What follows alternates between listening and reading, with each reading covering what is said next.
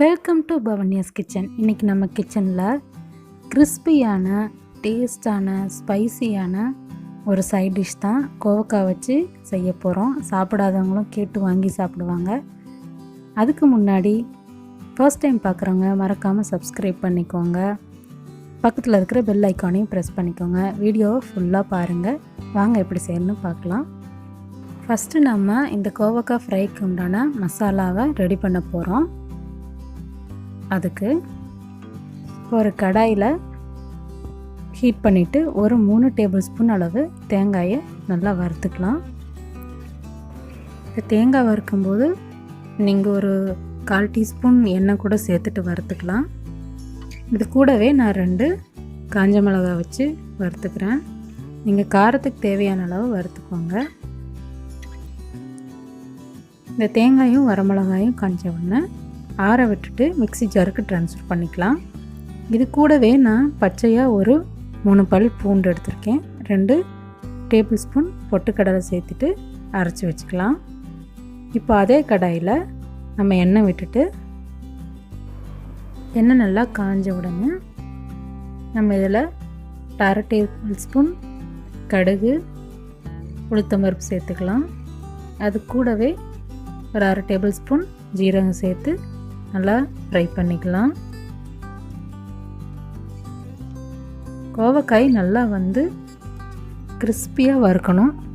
அந்த ட்ரிக்கு தான் என்ன அப்படின்னு பார்த்திங்கன்னா, இரும்பு வடைச்சட்டி இருந்ததுன்னா ரொம்ப சிறப்பாக இருக்கும். இது நான் நான்ஸ்டிக்கில் செஞ்சிட்ருக்கேன்.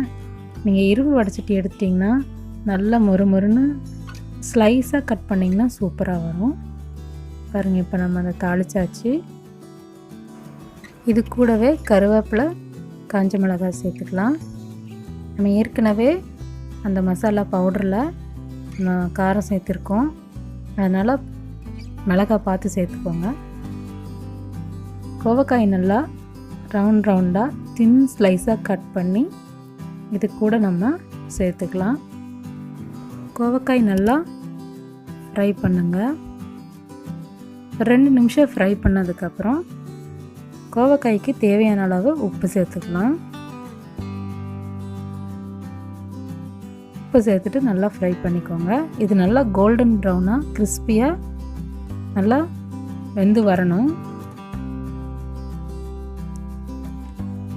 இந்த மாதிரி நல்லா வெந்து வந்ததுக்கப்புறம் தேவையான அளவு மஞ்சத்தூள் மிளகாத்தூள் சேர்த்துட்டு நம்ம நல்லா வறுத்துக்கலாம். இந்த மசாலா பச்சை வாசம் நல்லா போகணும். கோவக்காய் நல்லா கிறிஸ்பியாக வந்ததுக்கப்புறம் இப்போ நம்ம அரைச்சி வச்சுருக்கோம் இல்லையா, அந்த மசாலா பவுடரை இது கூட சேர்த்துக்கலாம்.